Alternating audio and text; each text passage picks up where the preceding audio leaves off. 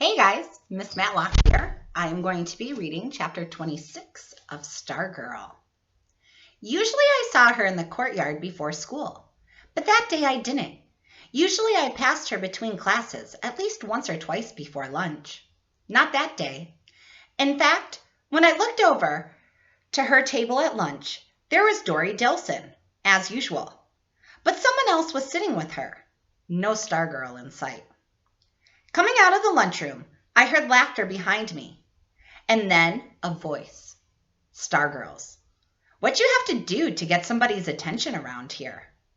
I turned, but it wasn't her. The girl standing, grinning in front of me, wore jeans and sandals. Had burnt red nails and lipstick, painted eyes, finger rings, toe rings, hoop earrings I could put my hand through. Hair.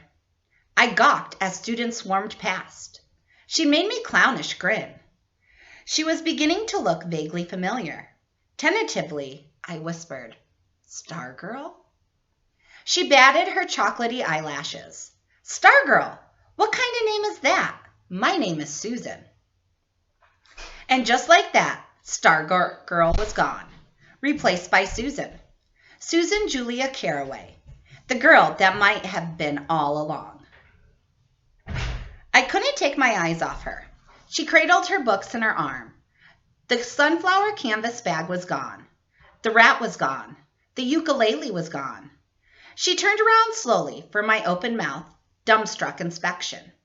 Nothing goofy, nothing different could I see. She looked magnificently, wonderfully, gloriously ordinary.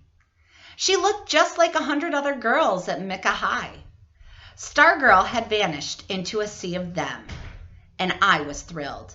She slid a stick of chewing gum into her mouth and chewed away noisily. She winked at me. She reached out and tweaked my cheek the way my grandmother would and said, What's up, cutie? I grabbed her right there outside the lunchroom in the swarming mob. I didn't care if others were watching. In fact, I hoped they were.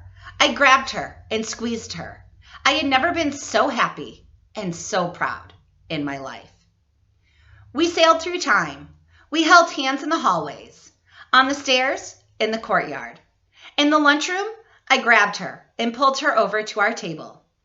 I looked to invite Dory Dilson, too, but she was gone. I sat there grinning while Kevin and Susan gabbed and gossiped over their sandwiches. They joked about her disastrous appearance on Hot Seat. Susan suggested that I should go on Hot Seat one of these days, and Kevin said no, he's too shy. And I said not anymore, and we all laughed. And it was true. I didn't walk, I strutted. I was Susan Carraway's boyfriend. Me. Really? That Susan Carraway? The one with the tiny barrettes and toe rings? Yep, that's the one. My girlfriend. Call me Mr. Susan. I started saying we instead of I, as in, we'll meet you there, or we like fajitas. Whenever I could, I said her name out loud, like blowing bubbles. The rest of the time, I said to myself, Susan, Susan. We did our homework together. We hung out with Kevin. Instead of following strangers around, we went to the movies and plugged our hands together into the $6 super tub of popcorn. Instead of shopping for African violets, we shopped for Cinnabons and licked icing from each other's fingers. We went into Pizza. We walked past the bulletin board inside the door. We shared a pizza, half pepperoni, half anchovies. Anchovies? Ugh, I said. What's wrong with the anchovies, she said. How can you eat them? Nobody eats anchovies. I was sort of kidding, but her face was serious. Nobody? Nobody I know. She picked the anchovies from her slices and dumped them into her water glass. I tried to stop her. Hey! She pushed my hand away. She dropped the last anchovy into the glass. I don't want to be like nobody. On the way out, we ignored the bulletin board. She was mad for shopping. It was as if she had just discovered clothes. She bought shirts and pants and shorts, and costume jewelry and makeup. I began to notice that the items of clothing had one thing in common. They all had the designer's name plastered prominently on them. She seemed to buy not for color or style, but for designer label size. She constantly quizzed me about what other kids would do, would buy, would say, would think. She invented a fictitious person whom she called Evelyn Everybody. Would Evelyn like this? Would Evelyn do that? Sometimes she misfired, as with laughing. For several days, she was only on a laughing jag. She didn't just laugh, she boomed. Heads turned in the lunchroom. I was trying to work up the nerve to say something when she looked at Kevin and me and said, "Would Evelyn laugh this much?" Kevin stared at his sandwich. I sheepishly shook my head. The laughing stopped, and from that moment on, she did a perfect imitation of a sullen, pout-lipped teenager. In every way, she seemed to be a typical, ordinary, everyday, run-of-the-mill teenager. And it wasn't working. At first, I neither noticed nor much cared that the shunning continued. I was too busy being happy that she was, as I saw it, now one of us. My only regret was that we could not play the basketball season over again. In my mind's eye, I pictured her, aiming her incredible zeal and energy exclusively at the electrons.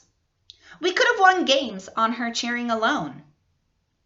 It was she who said it first. "They still don't like me." We are standing out the TV studio after school. As usual, people were passing by as if we weren't there. Her lip quivered.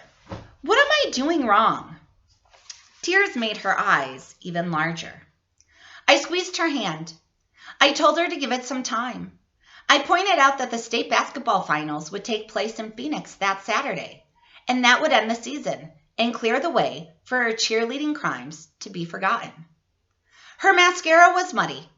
I had seen her sad many times before, but always for someone else. This was different. This was for herself, and I was powerless to help. I could not find it in me to cheer up the cheerleader. That night, we did homework together at her house. I ducked into her room to check out her happy wagon. There were only 2 stones in it. When I came to school next day, there was something different about the buzz in the courtyard. The arriving students were milling about, some roaming at random, some in clusters. But as I approached, there seemed to be a distinct clearing around the palmetto. I wandered in that direction, and through the crowd, I could see that someone, Susan, was seated on the bench. She sat upright and smiling. She was holding a foot-long stick shaped like a claw on one end, around her neck, dangling on a string, a sign that read, "Talk to me and I'll scratch your back." She was getting no takers. No one was within 20 feet of her. Quickly I turned away. I walked back through the crowd. I pretended I was looking for someone. I pretended I hadn't seen, and prayed for the bell to ring. When I saw her later that morning, the sign was gone. She said nothing about it. Neither did I. Next morning, she came running at me in the courtyard. Her eyes were bright for the first time in days. She grabbed me with both hands and shook me. "It's going to be okay. It's going to end. I had a vision." She told me about it. She had gone to her enchanted place after dinner the day before, and that's where the vision had come to her. She had seen herself returning in triumph from the Arizona State oratorical contest. She had won first prize, best in the state. When she returned, she got a hero's welcome. The whole school greeted her in the parking lot, just like in the assembly film. There were streamers and confetti and tooting kazoos and horns blaring, and the mayor and city council were on hand, and they had a parade right then and there, and she rode high on the back seat of a convertible and held her winner's silver plate up for all to see. And the happy faces of her classmates flashed in the sparkling trophy. She told me this, and she threw up her arms and shouted, "I'm going to be popular!" The state contest was a week away. Every day she practiced her speech. One day she called over little Peter Sinkowitz and his playmates and presented the speech to us from her front steps. We applauded and whistled. She bowed grandly, and I, too, began to see her vision. I saw the streamers flying, and I heard the crowd cheering, and I believed. All right, I hope you enjoy. Have a great afternoon.